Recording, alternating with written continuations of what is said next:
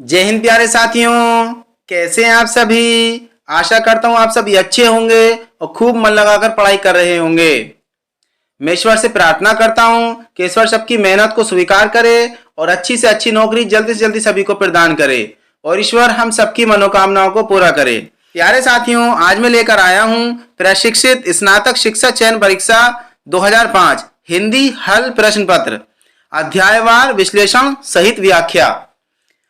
प्यारे साथियों, जो पुराने साल के पेपर होते हैं वो बहुत ज्यादा महत्वपूर्ण होते हैं। प्यारे साथियों, किसी भी परीक्षा को पास करने के लिए उसका पैटर्न का पता होना बहुत जरूरी है।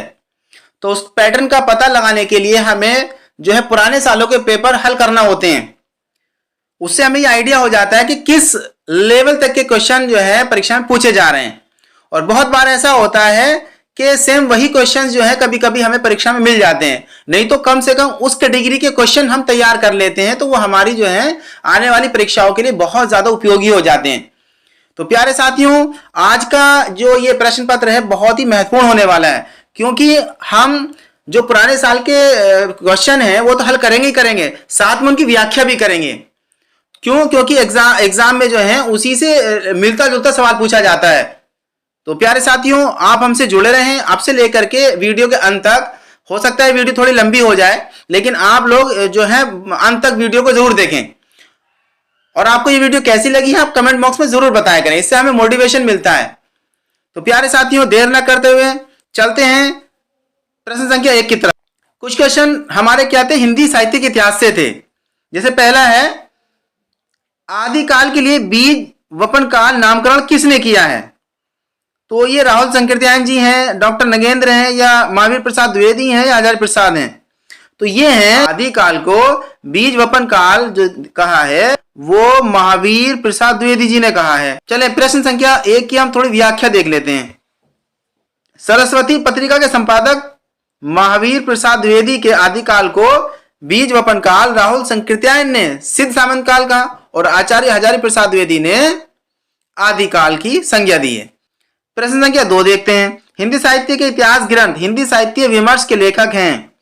प्रश्न संख्या 2 का सही जवाब है ऑप्शन नंबर 4, पद्मलाल पुन्नालाल बख्शी जी ने लिखा है हिंदी साहित्य विमर्श। अब इसकी व्याख्या देख लेते हैं। हिंदी साहित्य के इतिहास ग्रंथ हिंदी साहित्य विमर्श के लेखक पद्मलाल पुन्नालाल बख्शी हैं। आचार्य हजारी प्रसाद द्विवेदी ने हिंदी साहित्य की भूमिका लिखी है और हिंदी साहित्य का आदिकाल लिखा है। तीसरा, हिंदी साहित्य उद्भव और विकास नामक इतिहास ग्रंथों की रचना की है। सूर्यकांत शास्त्री द्वारा लिखित इतिहास ग्रंथ हिंदी साहित्य का विवेचनात्मक इतिहास है। अब यहां से कितने क्वेश्चन हमारे जो हैं पूरे हो जाते हैं। आगे देखते हैं, प्रश्न संख्या 3 देखते हैं।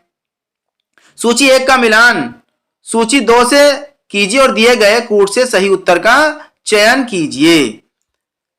अब देखें, आचार्य रामचंद्र शुक्ल ने जो है आदिकाल को जो संज्ञा दी है वो वीर गाथा काल की संज्ञा दी है, और हजारी प्रसाद द्विवेदी जी ने ये आदिकाल कहा है, और राहुल संकीर्त्यायन जी ने क्या कहा है, सिद्ध सामंत काल कहा है, जबकि मिश्र बंधुओं ने क्या कहा है, प्रारंभिक काल की संज्ञा दी है। तो आगे देखते हैं, थोड़ी सी इसकी व्याख्या देख लेते हैं। यह है आपका, इसका ऑप्शन नंबर 4 जो हमारा करेक्ट हो जाता है। व्याख्या कुछ इस तरह है, आचार्य रामचंद्र शुक्ल ने वीर रस प्रधान रासो काव्य ग्रंथों के आधार पर हिंदी साहित्य के आदिकाल को क्या कहा है, वीर गाथा काल। डॉक्टर हजारी प्रसाद द्विवेदी ने इसे आदिकाल कहा है, और राहुल संकीर्त्यायन जी ने इसको सिद्ध सामंत काल कहा है। मिश्र बंधुओं ने इसको क्या कहा है, प्रारंभिक काल का नाम दिया है। आगे देखते हैं, प्रश्न संख्या हमारा है 4, जय मयंक जस चंद्रिका के रचयिता का नाम है। प्रश्न संख्या 4 का सही जवाब है मधुकर कवि। जय मयंक जस चंद्रिका लिखी है मधुकर कवि ने। अब थोड़ा सा इसकी व्याख्या देख लेते हैं। हिंदी साहित्य की आदिकालीन रचना जय मयंक जस चंद्रिका के रचनाकार कौन है, मधुकर कवि हैं। जयचंद्र प्रकाश के रचयिता भट्ट केदार हैं।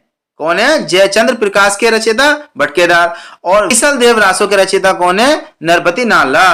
तथा विजयपाल रासो के रचनाकार कौन है, यह नल्ल सिंह, विजयपाल रासो के नल सिंह। प्रश्न संख्या 5 देखते हैं। इनमें से कौन सा कवि अभिनव जयदेव की उपाधि से विभूषित है? प्रश्न संख्या 5 का सही जवाब है ऑप्शन नंबर ए, विद्यापति को जो है अभिनव जयदेव की उपाधि से विभूषित किया गया था। अब थोड़ा सा इसकी जो है व्याख्या देख लेते हैं।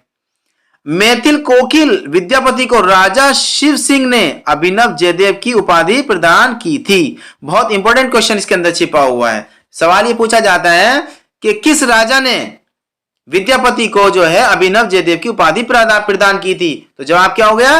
राजा जय सिंह ने विद्यापति को अभिनव जयदेव की उपाधि प्रदान की थी। आगे है राज पंडित, कवि शेखर या कवि रतन, कवि कंठहार, कवि रत्न तथा मैथिली कोकिल विद्यापति की अन्य उपलब्धियां थीं।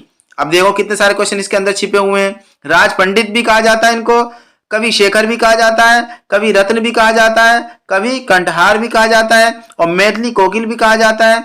ये सब किसकी उपाधियां? विद्यापति जी की। आदिकाल के श्रृंगारी कवि विद्यापति ने मैथिली भाषा में कौन सी रचना की थी? पदावली। अब ये सवाल आता है कि पदावली की जो है भाषा बताएं, तो पदावली की भाषा क्या हो गई? मैथिली। इसी वजह से इनको जो है मैथिली कोकिल संज्ञा दी गई थी। आगे देखते हैं प्रश्न संख्या 6। आगे है सूची 1 का मिलान सूची 2 से कीजिए और दिए गए कूट से सही उत्तर का चयन कीजिए। एक तरफ जो है क्या कहते हैं रचनाएं हैं और दूसरी तरफ उनके रचनाकार हैं।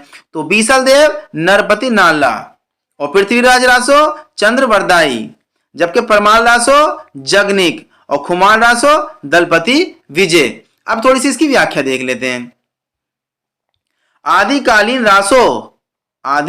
रासो काव्य परंपरा में बीसल देव रासो के रचयिता नरपति नाला है, पृथ्वीराज रासो के रचनाकार चंद्रवरदाई हैं, परमाल रासो जिसको आलाखंड के नाम से भी जाना जाता है उसको जगनिक ने लिखा है। अब ये सवाल आ जाता है कि आलाखंड किस जो है रचना को कहा जाता है? वो कहा जाता है परमाल रासो को, और रचयिता कौन होगा इसके? जगनिक। अब कुमार रासो के जो रचयिता है वो है दलपति विजय। बहुत इंपॉर्टेंट वीडियो होने वाली है प्यारे साथियों, आखिर तक आप लोग जुड़े रहें। प्रश्न संख्या 7 है भविष्यत कहा के रचनाकार हैं कौन है? प्रश्न संख्या 7 का सही जवाब है धनपाल। भविष्यत कहा के रचनाकार कौन है? धनपाल। अब इस प्रश्न की थोड़ी सी व्याख्या देख लेते हैं। व्याख्या कुछ इस तरह है। भविष्यत कहा हिंदी साहित्य के आदिकाल के अपभ्रंश भाषा के कवि धनपाल की रचना है। ये बात यहाँ पर क्लियर है। अब पौम चरियु, लेमी चरियु तथा नाग कुमार चरियु अपभ्रंश भाषा के कवि स्वयंभू की रचनाएं हैं। ये 3 रचनाएं किसकी हो गई? स्वयंभू की। महापुराण किसकी रचना है? ये पुष्पदंत की। और दोहा कोश सिद्ध योगी सरहापा की रचना है। दोहा कोश किसकी रचना है? ये सिद्ध योगी सरहापा की। और गातव्य है कि सरहपात को राहुल संकृत्यायन ने हिंदी का पहला कवि माना है। ये सवाल आ जाता है कि हिंदी के पहले कवि कौन है? ये सरहापा। और किसने माना इनको? राहुल संकृत्यायन जी ने। प्रश्न संख्या आगे देखते हैं 8। निम्नलिखित में से वीर गाथा काल की रचना नहीं है। ये बताने की नहीं है, कौन नहीं है? संदेश राशक ये है, जयमयंक जस चंद्रिका ये भी है, आलाखंड ये भी है, भक्तमाल ये नहीं है। ये जो है इसकी थोड़ी सी व्याख्या देख लेते हैं। नाभादास रचित भक्तमाल ये क्या है? भक्ति काल की रचना है, वीरगाथा काल की नहीं है। अब्दुल रहमान ने क्या लिखी है? संदेश राशक। जबकि मधुकर कवि ने जयमयंक जस चंद्रिका लिखी है। जगनिक किरत, आलाखंड, परमाल रासो ये सब क्या है? वीर गाथा काल यानी कि आदिकाल की रचनाएं हैं। प्रश्न संख्या 9 देख लेते हैं। ये प्रश्न है भक्ति काल से। सूची 1 का मिलान सूची 2 से कीजिए और दिए गए कूट से सही उत्तर का चयन कीजिए। अब जैसे ये है शुद्ध द्वैतवाद, ये है वल्लभाचार्य, और द्वैतवाद यह शंकराचार्य, और विशिष्ट द्वैतवाद रामानुजाचार्य, और द्वैतवाद माधवाचार्य। अब इसकी थोड़ी सी जो है हम व्याख्या देख लेते हैं। प्रश्न संख्या 9 का सही जवाब है ऑप्शन नंबर 3। व्याख्या कुछ इस तरह है। शुद्ध द्वैतवाद के प्रतिपादक कौन हो गए? आचार्य वल्लभाचार्य। और द्वैतवाद के प्रतिपादक कौन हो गए? शंकराचार्य। विशिष्ट द्वैतवाद के प्रतिपादक हो गए आचार्य रामानुजाचार्य, और द्वैतवाद के प्रतिपादक हो गए माधवाचार्य। प्रश्न संख्या 10 देख लेते हैं। प्रेमाख्यान काव्य परंपरा सूफी कवियों का मुख्य दर्शन है। क्या है? प्रश्न संख्या 10 का सही जवाब है तसव्वुफ। क्या है? सूफी कवियों का मुख्य दर्शन तसव्वुफ। बहुत इंपॉर्टेंट सवाल है, बहुत बार ये जो है ना परीक्षाओं में पूछा जाता है। अब थोड़ी सी इसकी व्याख्या देख लेते हैं। प्रश्न संख्या 10 की थोड़ी सी हम यहाँ व्याख्या देख लेते हैं। हिंदी साहित्य के भक्तिकाल की निर्गुण धारा के सूफी कवि प्रेमाख्यानायक काव्य परंपरा का मुख्य दर्शन क्या है? तसव्वुफ। मुल्ला दाऊद क्या इन्होंने लिखी है? चंदायन। कौन सी रचना की इन्होंने? चंदायन। और कुतुबुन ने मिर्गावती, और जायसी ने पद्मावत, अखरावट आखिरी कलाम, और मंजन ने मधुमालती, और उस्मान ने चित्रावली, और शेख नबी ने ज्ञानदीप, हंस जवाहिर आदि सूफी काव्य परंपरा के प्रमुख कवि हैं। इतने सारे क्वेश्चन यहां से बन जा रहे हैं। आगे देखते हैं प्रश्न संख्या 11। संतन को कहा शीघ्र सो काम, यह अभिकथन किसका है? ये किसका है? प्रश्न संख्या 11 का सही जवाब है कुंभन दास जी का। किसका है ये? कुंभन दास जी का। अब इसकी थोड़ी सी व्याख्या देख लेते हैं। संतन को कहा शीघ्र सो काम, यह अभिकथन कृष्ण भक्ति शाखा के पुष्टि मार्गी संत बल्लभाचार्य के शिष्य तथा अष्टचाप के कवि कुंभन दास का है। कुंभन दास का कोई ग्रंथ उपलब्ध नहीं होता। इनके कुछ पद राग कल्पद्रुम एवं राग रत्नाकर में संकलित हैं। संत कबीरदास भक्ति काल की निर्गुण शाखा के भक्त कवि हैं। इनकी रचनाओं का संकलन क्या कहलाता है? कबीरदास की बीजक। रैदास एवं मलुकदास भी संत कवि हैं। रैदास के लिखे 40 पद सिखों के पवित्र गुरु ग्रंथ साहब में संकलित हैं। कितना प्यारा क्वेश्चन निकल के आ रहा है यहां से। आगे ज्ञान बोध और भक्ति विवेक, रतन खान, ध्रुव चरित आदि मलुकदास की रचनाएं हैं। यहां से कितने सारे क्वेश्चन आपके बन जा रहे हैं। आगे देखते हैं प्रश्न संख्या 12 देखते हैं। गोस्वामी तुलसीदास ने रामचरितमानस की रचना किस संवत में की थी? प्रश्न संख्या 12 का सही जवाब है संवत 1631 ईस्वी में गोस्वामी तुलसीदास जी ने रामचरितमानस की रचना की थी। अब इसकी थोड़ी सी व्याख्या देख लेते हैं। संत शिरोमणि तुलसीदास ने अपनी काल जयी रचना रामचरितमानस की रचना काल के संदर्भ में स्वयं ही लिखा है। संवत 1621 करो कथा प्रभु पद धारी सीमा धरी सीसा, अर्थात रामचरितमानस की रचना संवत 1631 विक्रमी या 1574 ईस्वी में की गई है। बहुत ही इंपॉर्टेंट सवाल है, बहुत ज्यादा पूछा जाता है। अवधी भाषा में लिखित रामचरितमानस राम कथा पर आधारित 7 कांडों का महाकाव्य है। तुलसीदास ने विनय पत्रिका, दोहावली, कवितावली रचना ब्रज भाषा में की। अब यहां से देखो क्वेश्चन निकल कर आता है कि रामचरितमानस की भाषा कैसी है, तो वो कैसी हो गई? अवधी। अब ये किस पर आधारित है? ये राम कथा पर आधारित है। और इसमें कितने कांड हैं? 7 कांड है इसमें। और तुलसीदास ने जो विनय पत्रिका हो गई, दोहावली हो गई, कवितावली, इनकी रचना क्या है? ब्रज भाषा। आगे देखें प्रश्न संख्या 13 देखते हैं। सैयद इब्राहिम का कवि नाम है, क्या है उत्तर इसका? प्रश्न संख्या 13 का सही जवाब है ऑप्शन नंबर 3। सैयद इब्राहिम किसका नाम है? रस खान का। चले प्रश्न संख्या 13 की थोड़ी सी व्याख्या देख लेते हैं। एकमात्र मुस्लिम कृष्ण भक्त कवि रस खान का कवि नाम सैयद इब्राहिम है। बहुत ही इंपॉर्टेंट सवाल है ये पहले ऐसे कवि हैं जो मुस्लिम होने के बाद मुस्लिम कृष्ण भक्त कवि रहे हैं और बहुत ही ज्यादा इनको लगाव रहा है। प्रेम वाटिका इन्होंने लिखी है, अष्टयाम, दान लीला एवं सुजान रसखान आदि रसखान की प्रमुख रचनाएं हैं। ये शहजादे होने के बाद भी ये शहजादा अपना जो है महलों को छोड़ करके ये कृष्ण की लीला में जो है ना लीन हो गए थे। आगे इन्होंने और क्या लिखा है? आलम रीति मुक्त काव्य धारा के प्रमुख कवि हैं।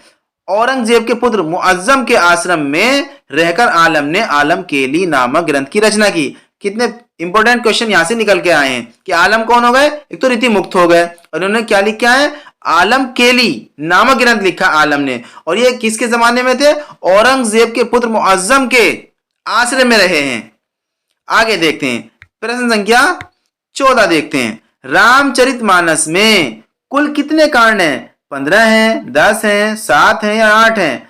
प्रश्न संख्या 14 का सही जवाब है 7 कांड हैं। ऑप्शन नंबर 3 7 कांड हैं। अब थोड़ी सी इसकी व्याख्या देखते हैं। प्रश्न संख्या 14 की व्याख्या कुछ इस तरह है। संत शिरोमणि गोस्वामी तुलसीदास द्वारा रचित रामचरितमानस में कुल कांड कितने? 7। कौन कौन से हैं? पहला कांड है बाल कांड, दूसरा है अयोध्या कांड, तीसरे नंबर पर आता है अरण्य कांड, और चौथे नंबर पर आता है किष्किंधा कांड, और आगे आता है लंका कांड, और फिर आता है सुंदर कांड, और फिर आता है उत्तर कांड। तो प्यारे साथियों, इनका जो है ना क्रम हमें याद रखना है। कौन से नंबर पर आ रहा है? प्रश्न संख्या 15 देखते हैं। अष्टछाप के प्रमुख कवि नंददास किसके शिष्य थे? किसके थे? वल्लभाचार्य के थे, विठलनाथ के थे, रामानंद के थे, या निम्बकाचार्य थे? प्रश्न संख्या 15 का सही जवाब है अष्टछाप के प्रमुख कवि नंददास विठलनाथ जी के शिष्य थे। अब इसकी थोड़ी सी हम व्याख्या देख लेते हैं। वल्लभाचार्य के पुष्टि मार्ग को मानने वाले जिन 8 कृष्ण भक्त कवियों पर वल्लभाचार्य के पुत्र विठलनाथ ने अपने आशीर्वाद की छाप लगाई, वे कवि अष्टछाप के नाम से जाने गए। अष्टछाप में सम्मिलित 4 भक्त कवि नंददास भी हैं। 4 में से एक नंददास भी हैं। नंददास, गोविंद स्वामी, छीत स्वामी, परमानंद दास और ये क्या है? गोस्वामी विठलनाथ के शिष्य थे। जबकि 4 जो बचे हुए शेष, जैसे जो कौन कौन थे? कुंभन दास, सूरदास, परमानंद दास, कृष्णदास, ये आचार्य वल्लभ के शिष्य थे। ये बहुत ही ज्यादा इंपॉर्टेंट सवाल यहां से निकल के आ जाता है कि विठलनाथ के शिष्यों के नाम बताओ कौन है, और जब वल्लभाचार्य के शिष्यों के नाम बताओ। तो बड़ा आसान है, कुंभन दास, सूरदास, परमानंद दास, कृष्णदास। ठीक है, आगे बढ़ते हैं प्रश्न संख्या 16 की तरफ। अब लो नसानी अब ना नसे हो पद से रचेता है। इस पद के रचेता कौन है? ये तुलसीदास जी। कौन है ये? तुलसीदास जी। अब इसकी थोड़ी व्याख्या देखते हैं। अब लो नसानी अब ना नसे हो, राम कथा भव निशा सिरानी जाके फिर न डसे हो। ये काव्य पंक्तियों के जो रचेता कौन है? गोस्वामी तुलसीदास जी हैं। प्रश्न संख्या 17 देख लेते हैं। केशव कही न जाई का कहिए, ये पंक्ति किस रचनाकार की है? बड़ा आसान और सरल सा जवाब है, ये तुलसीदास जी हैं। कौन है ये? तुलसीदास जी ने कही है। केशव कही न जाई का कहिए, इस पंक्ति के रचनाकार कौन है? गोस्वामी तुलसीदास जी हैं। पंक्तियां बहुत पूछी जाती हैं परीक्षाओं में आजकल, तो इनको बहुत अच्छे से हम लोग जो है ना रिवाइज करने जा रहे हैं। आगे देखें, प्रश्न संख्या 18 है। निम्नलिखित में से संत काव्य परंपरा के अंतर्गत न आने वाले कवि का नाम क्या है? कबीर है, दादू दयाल है, नानक है, या नंददास हैं? कबीर भी जो है संत हैं, दादू दयाल भी हैं, नानक भी हैं। नंददास जो है ये संत नहीं हैं। व्याख्या देख लेते हैं इस प्रश्न की थोड़ी सी। नंददास कृष्ण भक्ति शाखा के अष्टछाप के प्रमुख कवि हैं और संत काव्य परंपरा से इनका संबंध नहीं है। कबीर, दादू दयाल, नानक, रैदास, मलुकदास, सुंदरदास आदि निर्गुण संत काव्य परंपरा के प्रमुख कवि हैं। प्रश्न संख्या 19 देख लेते हैं। कृष्ण काव्य धारा के प्रवर्तक कौन है? सूरदास हैं, स्वामी वल्लभाचार्य हैं, नाभादास हैं, चैतन्य महाप्रभु हैं। प्रश्न संख्या 19 का सही जवाब है सूरदास जी जो है कृष्ण काव्य धारा के प्रवर्तक हैं। आगे इसकी थोड़ी सी व्याख्या देख लेते हैं। प्रश्न संख्या 19 की व्याख्या इस तरह है कुछ। कृष्ण काव्य धारा के प्रवर्तक स्वामी वल्लभाचार्य हैं। इनके भक्ति मार्ग को पुष्टि मार्ग कहा जाता है। वल्लभाचार्य के पुष्टि मार्ग को मानने वाले 8 कृष्ण भक्त कवियों के समूह अष्टछाप की स्थापना 1565 ईस्वी में नाथ ने की। सूरदास अष्टछाप के प्रमुख कवि हैं। चैतन्य महाप्रभु के कृष्ण भक्ति संप्रदाय का नाम क्या है? गौड़ीय संप्रदाय है। बहुत इंपॉर्टेंट सवाल है, अच्छे से इसको जो है देख लें। चैतन्य महाप्रभु के कृष्ण भक्ति संप्रदाय का नाम क्या है? गौड़ीय संप्रदाय। अब आगे आता है रीतिकाल से है कुछ क्वेश्चन। रीतिकाल से है, देखें प्रश्न संख्या 20। निम्नलिखित में से कौन सा कथन असत्य है? प्रश्न संख्या 20 का सही जवाब है केशव रीति मुक्त धारा के कवि हैं। ये जो है असत्य है, जब ये रीतिबद्ध केशव जो है रीतिबद्ध काव्य धारा के कवि हैं। अब थोड़ी सी इसकी व्याख्या देख लेते हैं। आचार्य केशव दास रीति मुक्त काव्य धारा के कवि नहीं है। आचार्य केशव रीति निरूपक अलंकारवादी आचार्य हैं। इन्होंने रसिक प्रिया, कवि प्रिया एवं छंदमाला जैसे लक्षणों ग्रंथों की रचना की। रीतिमुक्त काव्य धारा के प्रमुख कवि गणानंद, बोधा, ठाकुर एवं आलम हैं। रीतिबद्ध काव्य धारा के कवियों को आचार्य कहा जाता है। बिहारी रीति सिद्ध धारा के प्रमुख कवि हैं। इन्होंने बिहारी सतसई नामक कृति की रचना की है। कितने सवाल यहाँ से निकल करके आ जाते हैं। ये आ जाता सवाल कि रीतिबद्ध काव्य धारा के कवियों को क्या कहा जाता है? इनको जो है क्या कहते हैं, आचार्य कहा जाता है, कवि कहा जाता है। ठीक है, तो इनको क्या कहा जाता है? आचार्य कहा जाता है। और रीति सिद्ध जो काव्य धारा है उसके जो है बिहारी एक कवि हैं कि जो रीति सिद्ध धारा में आते हैं। इन्होंने क्या किया? बिहारी सतसई के नाम से इन्होंने रचना की है। प्रश्न संख्या 21 देख लेते हैं। आचार्य रामचंद्र शुक्ल ने रीतिकाल का प्रवर्तक आचार्य किसे माना है? तो रीतिकाल का जो है प्रवर्तक माना है चिंतामणि को। रीतिकाल का प्रवर्तक किसको माना है? चिंतामणि को। इसकी थोड़ी सी व्याख्या देख लेते हैं। आचार्य रामचंद्र शुक्ल ने रीतिकाल का प्रवर्तक आचार्य केशव दास को ना मानकर किसे माना है? चिंतामणि को माना है। किसको माना है? जबकि ज्यादातर जो मत है वो केशव दास जी के लिए। लेकिन इंपॉर्टेंट क्वेश्चन है कि आचार्य रामचंद्र शुक्ल ने रीतिकाल का प्रवर्तक किसे माना है? तो किसे माना है? ये चिंतामणि जी को माना है। आचार्य शुक्ल ने रीतिकाल का प्रारंभ चिंतामणि कृत रस विलास, क्या इनकी रचना? रस विलास से माना है। रीतिकाल का प्रारंभ किससे माना? चिंतामणि की जो रचना है रस विलास से माना है। अब आगे काव्य विवेक, कवि कुल कल्पतरु, श्रृंगार मंजरी, छंद विचार, काव्य प्रकाश चिंतामणि जी की अन्य कीर्तियां हैं। बहुत इंपॉर्टेंट सवाल है। काव्य विवेक और कवि कुल कल्पतरु, श्रृंगार मंजरी, छंद विचार, काव्य प्रकाश, चिंतामणि, ये जो है चिंतामणि जी की कीर्तियां हैं। आगे ललित ललाम, विरत कौमुदी, अलंकार पचासा आदि किसकी है? ये मतीराम की रचना है। किसकी है ये? ललित ललाम बहुत पूछी जाती है, विरत कौमुदी बहुत पूछी जाती है, अलंकार पचासा ये बहुत ज्यादा परीक्षाओं में जो है ना पूछी जाने वाली रचनाएं हैं। इनके रचनाकार कौन है? ललित ललाम, विरत कौमुदी, अलंकार पचासा मतीराम जी हैं इनके जो है रचनाकार। सतसई बिहारी की है तथा रामचंद्रिका रसिक प्रिया, कवि प्रिया, विज्ञान गीता, छंदमाला केशवदास की रचनाएं हैं। यहाँ से कितने हमारे प्रश्न जो है ना तैयार हो जाते हैं। प्यारे साथियों, इसी तरह के प्रश्न घुमा घुमा करके जो है ना परीक्षाओं में पूछे जाते हैं। इसलिए हमें जो है ये चाहिए कि जितने भी हमारे प्रीवियस ईयर के क्वेश्चन पेपर हैं हम उनको बहुत अच्छे से लगाएं और उनकी व्याख्या जरूर देखें, क्योंकि जो प्रश्न आया अगर वो ना पूछ करके वो उसी से मिला जुला सवाल जो है ना एग्जाम में पूछा जाता है। तो प्यारे साथियों, बहुत ही महत्वपूर्ण वीडियो आपके लिए होने वाली है। बस आप वीडियो को शुरू से लेकर अंत तक पूरा देखें। आगे देखते हैं प्रश्न संख्या 22। रीतिकाल की विशेषताओं के संदर्भ में निम्नलिखित में से एक विशेषता गलत है, उस विशेषता का चयन कीजिए। अब देखें कौन सी गलत है? तीसरी गलत है। क्या विशेषता है ये देखें, पढ़ें जरा। रीतिकाल में प्रकृति का आलंबन रूप में वर्णन हुआ है, ये बात क्या है? ये गलत है। रीतिकाल में अलंकरण की प्रधानता है, बिल्कुल सही है। रीतिकाल का प्रमुख भाषा जो है, रीतिकाल की प्रमुख भाषा ब्रज भाषा है। ज्यादातर जितने भी जो ज्यादातर जो हैं रीतिकाल के कवि हैं उनकी भाषा क्या रही है? ब्रज भाषा रही है। और रीतिकाल में लक्षण ग्रंथों की प्रमुखता, ये भी बात सही है। तो तीसरा जो है गलत है कि रीतिकाल में प्रकृति का आलंबन रूप में वर्णन हुआ है, ये गलत है बात। प्रश्न संख्या 22 की थोड़ी सी व्याख्या देख लेते हैं। रीतिकाल में आलंबन रूप में प्रकृति का चित्रण प्राय नहीं हुआ है। रीतिकालीन कवियों ने प्रकृति का चित्रण उद्दीपन तथा अलंकारिक रूपों में किया है। जो रीतिकालीन जो कवि हैं उन्होंने प्रकृति का चित्रण जो किया है उद्दीपन तथा अलंकारिक रूपों में किया है। कविता में अलंकरण की प्रधानता, मुख्यतः ब्रज भाषा का प्रयोग, लक्षण ग्रंथों की रचना, आश्रयदाताओं की प्रशंसा, अलंकारों की प्रधानता, चमत्कार प्रदर्शन एवं श्रृंगारिकता रीतिकालीन काव्य की प्रमुख विशेषताएं हैं। ये बहुत ज्यादा इंपॉर्टेंट यहां से सवाल निकल करके आते हैं। प्रश्न संख्या 23 देख लेते हैं आगे।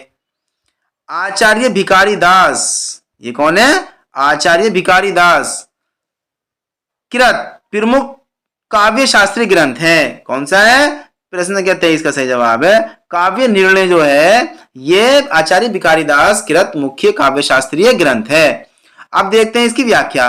काव्य के सभी अंगों का निरूपण करने वाले रीतिकालीन कवि आचार्य भिखारी दास का प्रमुख काव्य शास्त्रीय ग्रंथ, काव्य निर्णय, कौन सा है ये? काव्य निर्णय। और आगे क्या? श्रृंगार निर्णय। और क्या है? छंद प्रकाश, रस सारांश है। आगे छंदारवण, भिखारीदास की अन्य रचनाएं हैं। प्रश्न संख्या 24 देख लेते हैं। लोग है लगी कवित बनावत, मोही तो मेरे कवित बनावत, इस काव्य पंक्ति के रचयिता का नाम है। क्या है? आलम है, द्विजदेव है, घनानंद है, या इनमें से कोई नहीं है। कौन है? ये है घनानंद। अब देखें इसकी थोड़ी सी व्याख्या देख लेते हैं। प्रश्न, इन पंक्तियों के रचयिता रीति मुक्त धारा के श्रृंगारी कवि घनानंद हैं। सुजान सागर और बिरहा लीला, कोकसार, कृपाकांड तथा रसकेली वल्ली घनानंद की रचनाएं हैं। बहुत ही ज्यादा इंपॉर्टेंट ये सारी रचनाएं हैं, बहुत बार ये पूछी जाती हैं। सुजान सागर हो गई, बिरहा लीला हो गई, कोकसार हो गया, और कृपाकांड हो गया, और रसकेली वल्ली, ये घनानंद की रचनाएं हैं। आलम भी रीति मुक्त स्वच्छंदतावादी कवि हैं। आलम केली, आलम की अभी पीछे भी पढ़ी थी हमने। आलम की कौन सी है? आलम केली, आलम की प्रमुख रचना है। श्रृंगार लतिका, श्रृंगार बतीसी, कवि कल्पद्रुम और श्रृंगार चालीसा, ये किसकी हैं? ये द्विजदेव की रचनाएं हैं। ये किसकी हैं? द्विजदेव की रचनाएं हैं। आगे प्रश्न संख्या 25 देख लेते हैं। कवित रत्नाकर के रचनाकार, यह सेनापति। प्रश्न संख्या 25 की व्याख्या देख लेते हैं। व्याख्या कुछ इस तरह है। कवित रत्नाकर तथा काव्य कल्पद्रुम नामक कीर्तियों के रचयिता रीतिबद्ध काव्य धारा के कवि सेनापति हैं। ये दोनों ही जो रचनाएं हैं बहुत ज्यादा इंपॉर्टेंट और बहुत ज्यादा जो है ना परीक्षाओं में पूछी जाने वाली है।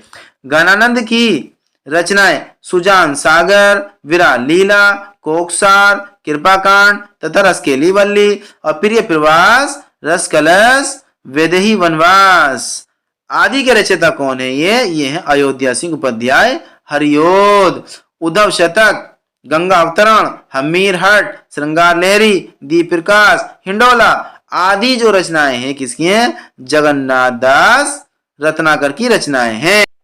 आगे पुनर्जागरण से हैं कुछ क्वेश्चन। शिवा बावनी के रचनाकार हैं। कौन है शिवा बावनी के? ये भूषण। प्रश्न संख्या 26 की व्याख्या देख लेते हैं। शिवा बावनी शिवराज भूषण, अलंकार प्रकाश और छंद हृदय प्रकाश आदि क्या है? रीतिकालीन कवि भूषण की रचनाएं हैं। और आलम केली किसकी है? बार बार आ रही है ये आलम केली आलम की है। तो देखो एक बार और देख लेते हैं। शिवा बावनी शिवराज भूषण, अलंकार प्रकाश, छंद हृदय प्रकाश आदि रीतिकालीन कवि भूषण की रचनाएं हैं। यहाँ से कितने सारे जो है प्रश्न तैयार हो जाते हैं। प्रश्न संख्या 27 देख लेते हैं। कलकत्ता में स्थापित फोर्ट विलियम कॉलेज के संस्थापक थे। कौन थे ये थे जॉन गिलक्राइस्ट। कौन थे ये? John Gilchrist. अब प्रश्न संख्या 27 की थोड़ी व्याख्या देख लेते हैं। अंग्रेजी ईस्ट इंडिया कंपनी के लिखित अधिकारियों को अंग्रेजी शिक्षा देने हेतु 1801 में सर जॉन गिलक्राइस्ट ने कलकत्ता में फोर्ट विलियम कॉलेज की स्थापना की थी। फोर्ट विलियम कॉलेज में हिंदी भाषा के शिक्षक के रूप में पंडित लल्लूलाल एवं सदल मिश्र को नियुक्त किया गया था। अब ये देखो, ये बहुत ज्यादा इंपॉर्टेंट क्वेश्चन यहाँ से निकल जाता है कि जो कलकत्ता में फोर्ट विलियम कॉलेज है वहां पर हिंदी के जो टीचर रखे गए थे वो कौन कौन थे? तो कौन कौन थे वो? पंडित लल्लूलाल और सदल मिश्र।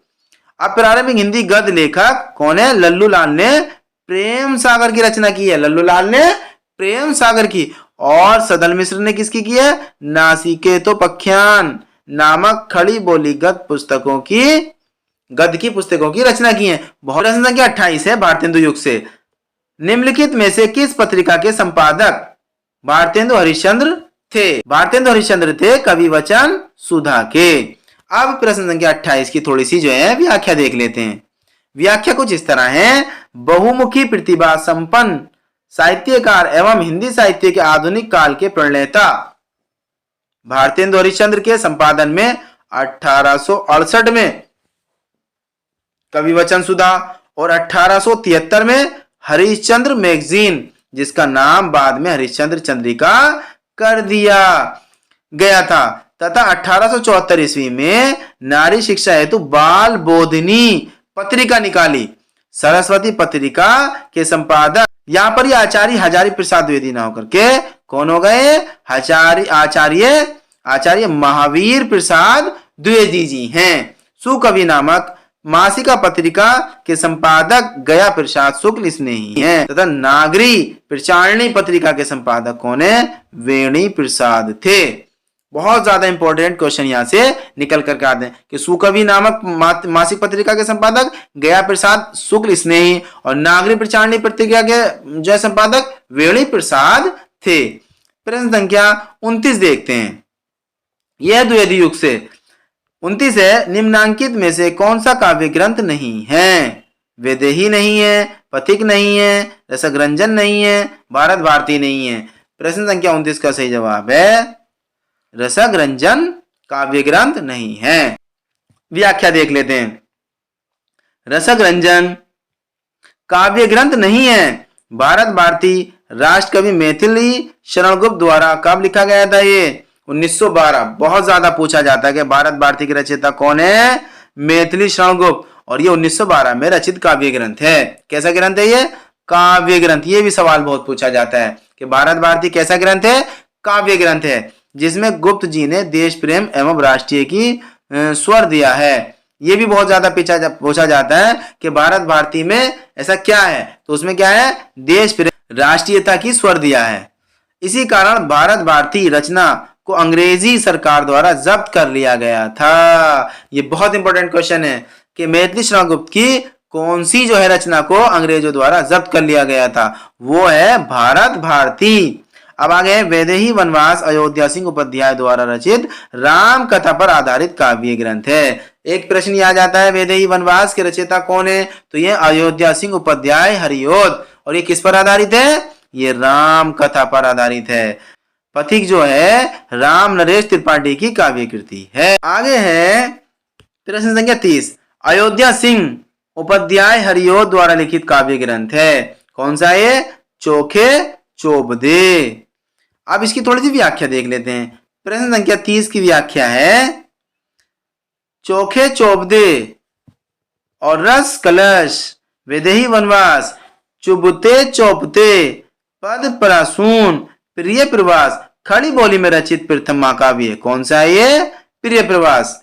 आदि राष्ट्रीय काव्य धारा के कवि अयोध्या सिंह उपाध्याय हरियोध द्वारा रचित काव्य ग्रंथ हैं। पथिक राम नरेश त्रिपाठी की तथा वास व दत्ता सोहन लाल द्विवेदी की रचना है। ये इस तरह के क्वेश्चन बहुत ज्यादा परीक्षाओं में पूछे जाते हैं। 31 देखते हैं। निम्नलिखित में से कौन सी रचना महाकाव्य नहीं है? कामायनी है, प्रिय प्रवास है, साकेत भी है, पल्लव नहीं है। तो क्या व्याख्या इसकी? पल्लव छायावादी कवि सुमित्रा नंदन पंत द्वारा लिखी गई है। प्रारंभिक काव्य कृति है, सबसे पहले लिखी गई थी। ये महाकाव्य नहीं है। जबकि जयशंकर प्रसाद द्वारा रचित कामायनी छायावादी महाकाव्य है तथा अपने समय की श्रेष्ठतम कृति है। राष्ट्र कवि मैथिली शरण गुप्त द्वारा रचित साकेत तथा अयोध्या सिंह उपाध्याय हरियोध द्वारा रचित प्रिय प्रवास ये कैसे महाकाव्यात्मक काव्य कृति हैं। प्रश्न संख्या 32 देख लेते हैं। जूही की कली कविता को किस संपादक ने अपनी पत्र में बिना प्रकाशित किए वापस कर दिया था? ये थे महावीर प्रसाद द्विवेदी। अब इसकी थोड़ी सी व्याख्या देख लेते हैं। जूही की कली छायावाद के प्रमुख कवि सूर्यकांत त्रिपाठी निराला की प्रारंभिक कृति है। निराला की यह कविता 1916 ईस्वी में प्रकाशित हुई। इसमें प्रकृति पर मानवीय चेतना का आरोप लगाया गया है। इससे पूर्व निराला की इस काव्य कृति को सरस्वती इस पत्रिका के संपादक आचार्य महावीर प्रसाद द्विवेदी ने बिना प्रकाशित किए ही वापस कर दिया था। आगे देखते हैं। प्रश्न संख्या 33। नारी तुम केवल श्रद्धा हो विश्वास रजत नगपल तल में किस रचनाकार की पंक्ति हैं? ये जयशंकर प्रसाद, सुमित्रा नंदन पंत, सूर्यकांत त्रिपाठी निराला और चौथा है महादेवी वर्मा। प्रश्न संख्या 33 का सही जवाब है option number A, Jaishankar Prasad की ये पंक्तियां हैं। इसकी व्याख्या देख लेते हैं। छायावादी कवि जयशंकर प्रसाद ने नारी को दया, क्षमा, करुणा आदि गुणों से मुक्त मानते हुए लिखा है। नारी तुम केवल श्रद्धा हो विश्वास रजज नग पग तल में, पियो स्रोत सो बहा करो जीवन के सुंदर समतल में। प्रश्न संख्या 34 देखते हैं। 34 है, निम्नलिखित में से कौन सा कथन असत्य है? पंत को प्रकृति का सुकुमार कवि कहा जाता है, सही बात है। पल्लव पंत की रचना है, बिल्कुल सही है। लोकायतन महाकाव्य की श्रेणी में आता है। या पंत भारतेंदु युग के कवि हैं, ये गलत है सवाल, वो सही है। प्रश्न संख्या 34 की थोड़ी सी व्याख्या देख लेते हैं। यह है हमारी व्याख्या। सुमित्रानंदन पंत भारतेंदु युग के नहीं अपितु इसके उत्तरवर्ती छायावाद युग के कवि हैं, प्रमुख कवि हैं। प्राकृतिक सुषमा का आलंबन रूप में चित्रण करने तथा प्रकृति का मानवीयकरण करने के लिए सुमित्रानंदन पंत को प्रकृति का सुकुमार कवि कहा जाता है। पल्लव पंत की रचना है जो 1928 ईस्वी में प्रकाशित हुई थी। लोकायतन पंत का महाकाव्य है। प्रश्न संख्या 35 देख लेते हैं। कामायनी को छायावाद का उपनिषद किसने कहा? यह कहा है शांति प्रिय द्विवेदी जी ने। कामायनी को छायावाद का उपनिषद शांति प्रिय द्विवेदी ने कहा। अब इसकी थोड़ी सी व्याख्या देख लेते हैं। आचार्य शांति प्रिय द्विवेदी ने कामायनी को छायावाद का उपनिषद कहा है। कामायनी जयशंकर प्रसाद द्वारा रचित महाकाव्य है। इसमें कुल कितने सर्ग हैं? 15 सर्ग हैं। अब इन सर्गों को देख लेते हैं। पहला है चिंता, दूसरा है आशा, तीसरा है श्रद्धा, चौथा है काम, पांचवा है काम और छठा है वासना, सातवां है कर्म और आठवां ईर्षा और नवा है ईड़ा और 10वां है स्वप्न और 11 है संघर्ष और 12वां है निर्वेद और 13वां है दर्शन और 14वां है रहस्य और 15वां है आनंद। कामायनी का अंगिरस क्या है? शांत, निर्वेद है। प्रश्न संख्या 36 देखते हैं। छायावाद शब्द का सर्वप्रथम प्रयोग किस आलोचक ने किया था? यह किया था मुकुटधर पांडे ने। इसकी थोड़ी व्याख्या देख लेते हैं। प्रसिद्ध हिंदी साहित्यकार मुकुटधर पांडे ने सर्वप्रथम छायावाद शब्द का प्रयोग किया। आचार्य शुक्ल छायावाद शब्द को स्वच्छंदता कहते हुए श्रीधर पाठक को आधुनिक छायावादी काव्यधारा का प्रवर्तक कहा है। आगे देखते हैं प्रश्न संख्या 37। यह अब शुरू हो जाता है प्रगतिवाद। गीतिका के रचनाकार का नाम है। गीतिका के रचनाकार कौन है? सूर्यकांत त्रिपाठी निराला जी हैं। अब देखें थोड़ी सी व्याख्या। गीतिका, अनामिका, तुलसीदास, सरोज स्मृति, राम की शक्ति पूजा, परिमल, जूही की कली, अधिवास, पंचवटी प्रसंग, विधवा, भिक्षुक, कुकुरमुत्ता आदि छायावाद के सबसे मजबूत स्तंभ सूर्यकांत त्रिपाठी निराला की कृतियां हैं। कामायनी, आंसू, झरना, लहर, उर्वशी, करुणा, कानन कुसुम आदि जयशंकर प्रसाद की ग्रंथि, वीणा, पल्लव, गुंजन, ग्राम्या, युगांत, चिदंबरा, लोकायतन आदि सुमित्रानंदन पंत की हैं। पूजा फूल, कानन कुसुम, प्रेम बंधन, आंसू आदि मुकुटधर पांडे की रचनाएं हैं। प्रश्न संख्या 38 देखते हैं। फूल नहीं रंग बोलते हैं के रचनाकार कौन हैं? यह केदारनाथ अग्रवाल। प्रश्न संख्या 38 की थोड़ी व्याख्या देख लेते हैं। फूल नहीं रंग बोलते हैं, युग की गंगा, नींद के बादल, आग का आईना, अपूर्वा, समय समय पर आदि प्रगतिवादी काव्यधारा के कवि केदारनाथ अग्रवाल की रचनाएं हैं। युगधारा, सतरंगे पंख में वाली और प्यासी पथराई आंखें, भस्मासुर, तुमने कहा था आदि किसकी ये? नागार्जुन की कीर्तियां हैं। आगे धरती, मिट्टी की बारात, मैं उस जनपद का कवि हूं आदि त्रिलोचन की हैं। वन पांखी सुनो, बोलने दो चीड़ को, पिछले दिनों नंगे पैरों, मेरा समर्पित एकांत, तुम मेरा मौन हो, प्रार्थना पुरुष आदि नरेश मेहता की रचनाएं हैं। यहां से इतनी जानकारी हमें मिल जाती है। प्रश्न संख्या 39 देखते हैं। निराला की कविता राम की शक्ति पूजा पर किस रचना का सर्वाधिक प्रभाव है? यह है ऑप्शन नंबर 4 कृत्तिवास रामायण का। थोड़ी सी व्याख्या देख लेते हैं। हिंदी साहित्य के छायावादी काव्यधारा के प्रमुख महाकवि सूर्यकांत त्रिपाठी निराला की महाकाव्यात्मक कविता राम की शक्ति पूजा कृत्तिवास कृत बंगला रामायण से सर्वाधिक प्रभावित है। राम की शक्ति पूजा का कथानक कृत्तिवास रामायण से ही लिया गया है। सन 1836 में लिखी गई राम की शक्ति पूजा नामक लंबी कविता निराला के अनामिका नामक काव्य ग्रंथ में संकलित अत्यंत ओजपूर्ण एवं प्रभावशाली कविता है। प्रश्न संख्या 40 देख लेते हैं। निशा निमंत्रण के रचनाकार कौन है? निशान निमंत्रण के रचनाकार हैं हरिवंश राय बच्चन जी। थोड़ी व्याख्या देख लेते हैं। प्रेरणा मूलक व्यक्तिक काव्य धारा के अंतर्गत प्रेम और मस्ती की कविताएं लिखने वाले कवि हरिवंश राय बच्चन ने निशा निमंत्रण, मधुशाला, मधुबाला, मधुकलश, मिलन यामिनी, एकांत संगीत, प्रणय पत्रिका, सतरंगिनी, आरती एवं अंगारे आदि कीर्तियों की रचना की। वीणा, पल्लव, ग्राम्या, गुंजन, युगवाणी, युगांत, कला और बूढ़ा चांद, चिदम्बरा, लोकायतन आदि किसकी हैं? ये हैं चित्रानंदन पंत की। और आगे हैं कुमकुम, उर्मिला, रश्मि रेखा, एपलक, हम विस्पाही जन्म के, ये सब किसकी हैं? बाल कृष्ण शर्मा नवीन की रचनाएं हैं। अब आगे देखते हैं। प्रश्न संख्या 41 है।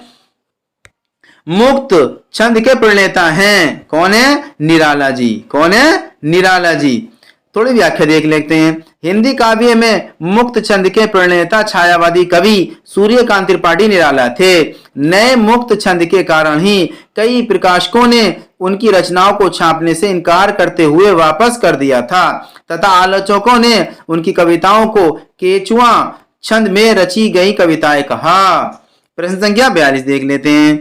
प्रगतिशील संघ के प्रथम अधिवेशन की अध्यक्षता किसने की थी? ये की थी प्रेमचंद जी ने। किसने की थी? प्रेमचंद जी ने की। प्रश्न संख्या 42 की व्याख्या देखते हैं। प्रोग्रेसिव राइटर्स एसोसिएशन प्रगतिशील लेखक संघ नामक अंतरराष्ट्रीय संस्था का प्रथम अधिवेशन पेरिस में कहाँ हुआ था? ये पेरिस में सन 1935 ईस्वी में हुआ था। एम फास्टर की अध्यक्षता में संपन्न हुआ। इसी अंतरराष्ट्रीय संस्था की एक शाखा 1936 ईस्वी में सज्जाद जहीर और मुल्क राज आनंद के प्रयत्नों से प्रगतिशील लेखक संघ भारत में स्थापित हुई। लखनऊ में आयोजित प्रगतिशील लेखक संघ के प्रथम अधिवेशन की अध्यक्षता प्रेमचंद जी ने की थी। आगे देखते हैं। प्रयोगवाद शुरू हो जाता है। प्रयोगवाद से प्रश्न आए थे। प्रश्न संख्या 43 है। निम्नलिखित में से कौन सा कवि दूसरा सप्तक में सम्मिलित नहीं था? ये कौन नहीं थे? मुक्तिबोध। व्याख्या देख लेते हैं। दूसरा तार सप्तक 1951 ईस्वी में अज्ञे के संपादन में प्रकाशित हुआ। इस दूसरे तार सप्तक में निम्नलिखित 7 कवियों के रचनाओं को सम्मिलित किया गया था। पहले भवानी प्रसाद मिश्र, दूसरे शकुंतला माथुर, तीसरे हरिनारायण व्यास, फिर थे शमशेर बहादुर सिंह, फिर नरेश मेहता, फिर रघुवीर सहाय, फिर धर्मवीर भारती। गजानन माधव मुक्तिबोध इससे पूर्व 1943 ईस्वी में अज्ञे के ही संपादन में निकले प्रथम तार सप्तक में सम्मिलित 7 कवि कौन कौन से थे? प्रथम तार सप्तक के नेमिचंद्र जैन, गजानन माधव मुक्तिबोध और भरत भूषण अग्रवाल और ते प्रभाकर माचवे और आगे तक गिरिराज कुमार माथुर और आगे तक रामविलास शर्मा और अज्ञे खुद थे। प्रश्न संख्या आगे देखते हैं 44। तार सप्तक का प्रकाशन वर्ष है। तार सप्तक का प्रकाशन वर्ष है 1943 ईस्वी। और देखते हैं इसकी थोड़ी व्याख्या। हिंदी साहित्य के इतिहास में आधुनिक प्रयोगवादी काव्य धारा का सूत्रपात 1943 ईस्वी में सच्चिदानंद हीरानंद वात्स्यन आज्ञे द्वारा प्रकाशित प्रथम तार सप्तक से माना जाता है। प्रथम तार सप्तक में निम्नलिखित 7 कवियों की रचनाएं संकलित थीं। नेमिचंद्र जैन, मुक्तिबोध, भरत भूषण अग्रवाल, प्रभाकर माचवे, गिरिजा कुमार माथुर, रामविलास शर्मा तथा अज्ञे। 1951 में अज्ञे के संपादन में दूसरा तार सप्तक हुआ। 1959 में अज्ञे के ही तार संपादन में तीसरे तार सप्तक का प्रकाशन हुआ। आगे देखें। प्रश्न संख्या 45। चौथा सप्तक में संकलित कवियत्री हैं। चौथे में कौन है? सुमन राजे। प्रश्न संख्या 46 देखते हैं। अज्ञे की रचना है हरी घास पर क्षण भर। प्रश्न संख्या 46 की व्याख्या देखते हैं। हरी घास पर क्षण भर, बाबरा अहेरी, आंगन के पार द्वार, अरे ओ करुणा प्रभा में, कितनी नाव में कितनी बार, सागर मुद्रा, क्योंकि मैं उसे जानता हूँ, असाध्य वीणा, चिंता तथा इत्थिलम प्रयोगवादी कवि अज्ञे की रचनाएं हैं। कुरुक्षेत्र और हुंकार रामधारी सिंह दिनकर की तथा पवनदूत किसकी? धोई की रचना है। प्रश्न संख्या 47 देख लेते हैं। नई कविता से है ये। संसद से सड़क तक के रचनाकार कौन है? यह धूमिल। व्याख्या है। संसद से सड़क तक सुदामा पांडे का प्रजातंत्र एवं कल सुनना मुझे कवि धूमिल की रचनाएं हैं। धूमिल का वास्तविक नाम सुदामा पांडे था। क्या था? सुदामा पांडे। प्रश्न संख्या 48 देख लेते हैं। धूमिल को किस काव्य कृति पर साहित्य अकादमी पुरस्कार मिला? ये थी कल सुनना मुझे। कल सुनना मुझे पर धूमिल को साहित्य अकादमी पुरस्कार मिला था। ये व्याख्या यहाँ पर थोड़ी सी गलत दी गई है। व्याख्या कुछ इसकी इस तरह है, सुदामा पांडे को जो है कल सुनना मुझे कविता संग्रह पर मरणोपरांत जो है साहित्य अकादमी पुरस्कार दिया गया था, ना कि सुदामा पांडे के प्रजातंत्र पे। ये यहाँ पर व्याख्या गलत दी गई है। आगे देखते हैं गद्य साहित्य का इतिहास। प्रश्न संख्या 49 है, हिंदी का प्रथम उदंत मार्तंड प्रकाशित होता था। ये दैनिक था, साप्ताहिक था, मासिक था, त्रैमासिक था? ये था साप्ताहिक। कैसा था ये? साप्ताहिक। इसकी थोड़ी सी व्याख्या देख लेते हैं। हिंदी भाषा में प्रकाशित होने वाला प्रथम पत्र उदंत मार्तंड था। यह एक साप्ताहिक पत्र था। सन 1826 से कानपुर उत्तर प्रदेश से निकलने वाले उदंत मार्तंड हिंदी साप्ताहिक के प्रथम संपादक जुगल किशोर थे। कौन थे? जुगल किशोर थे। प्रश्न संख्या 50 देख लेते हैं। नासिकेतोपाख्यान के लेखक हैं, ये हैं हमारे सदल मिश्र। सदल मिश्र जी की कीर्ति है नासिकेतोपाख्यान। इसकी थोड़ी सी व्याख्या देख लेते हैं। अंग्रेजों द्वारा कलकत्ता में स्थापित फोर्ट विलियम कॉलेज में कार्य करने वाले सदल मिश्र ने खड़ी बोली गद्य की पुस्तक नासिकेतोपाख्यान की रचना की। फोर्ट विलियम कॉलेज के हिंदी उर्दू अध्यापक लल्लू लाल ने प्रेम सागर, मुंशी सदासुख लाल ने सुख सागर, इंशाअल्लाह खान ने रानी केतकी की कहानी या उदयबान चरित भी कहा जाता है रानी की केतकी की कहानी को रचना की। ये प्रश्न है निबंध, कहानी, नाटक, उपन्यास, आलोचना से। प्रश्न संख्या 51 था, निम्नलिखित में से किस उपन्यास का कथानक भारत पाकिस्तान विभाजन पर आधारित नहीं है? यह कर्मभूमि। क्या है? कर्मभूमि। प्रश्न 51 की थोड़ी सी व्याख्या देख लेते हैं। यशपाल द्वारा रचित उपन्यास झूठा सत्य 1957 में देश के विभाजन की त्रासदी पर आधारित उपन्यास है, जिसमें तत्कालीन सामाजिक राजनीतिक परिस्थितियों का चित्रण हुआ है। देशद्रोही, दादा कॉमरेड, दिव्या, अमिता, तेरी मेरी उसकी बात आदि यशपाल द्वारा रचित अन्यतम उपन्यास हैं। कर्मभूमि, रंगभूमि, गोदान, सेवा सदन आदि उपन्यासों के रचनाकार कौन है? प्रेमचंद। आधा गांव, ओस की बूंद, टोपी शुक्ला आदि राही मासूम राजा के उपन्यास हैं। तमस, कड़ियां, बसंती आदि भीष्म साहनी के द्वारा लिखे गए उपन्यास हैं। आगे देखते हैं। प्रश्न संख्या 52 है, आचार्य रामचंद्र शुक्ल द्वारा लिखित 11 वर्ष का समय किस विधा की रचना है? ये कहानी विधा की रचना है। इसकी थोड़ी सी व्याख्या देख लेते हैं। आचार्य रामचंद्र शुक्ल द्वारा लिखित 11 वर्ष का समय एक कहानी है। इस कहानी का प्रकाशन 1903 ईस्वी में आचार्य महावीर प्रसाद द्विवेदी द्वारा संपादित सरस्वती पत्रिका में हुआ था। प्रश्न संख्या 53 देख लेते हैं। किशोरी लाल गोस्वामी कृत इंदुमती नामक कहानी सर्वप्रथम कब और कहां प्रकाशित